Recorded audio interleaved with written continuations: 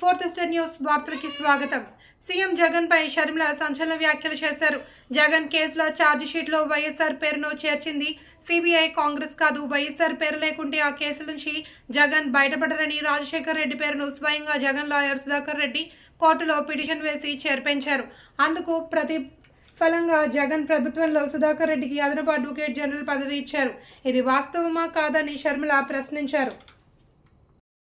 జగన్మోహన్ రెడ్డి గారు చెప్తున్నారే Congress party CBI charge sheet లో రాజశేఖర్ రెడ్డి గారిని చేర్చింది అని ఇంతమంది ముందు చెప్తున్నా.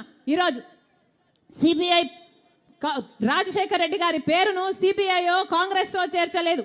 రాజశేఖర్ రెడ్డి గారి పేరుని చేర్చింది నిజానికి జగన్మోహన్ రెడ్డి గారి లాయర్.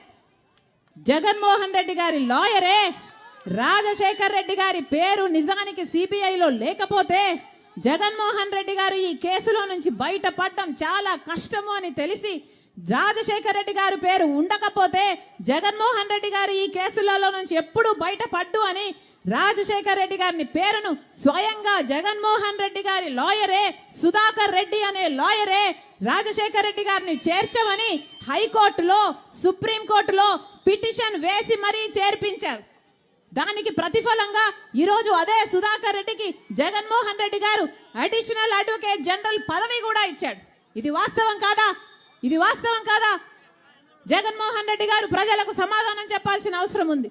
అంతేకాదు మమ్మల్ని తిట్టిపోస్తున్నారే పగలు రాత్రి, ఒకసారి మిమ్మల్ని మీరు పరీక్ష చేసుకోండి. ఈరోజు సౌభాగ్యమ్మ సైతం ఎందుకు ఇచ్చారు టికెట్ నా భర్తను చంపిన వాళ్ళకి అని అంత ఆవేదనతో మీకు లెటర్ రాసినా కూడా మీ మనసు చలించలేదు అంటే మీ ఛాతిలో ఉన్నది గుండెనా బండనా?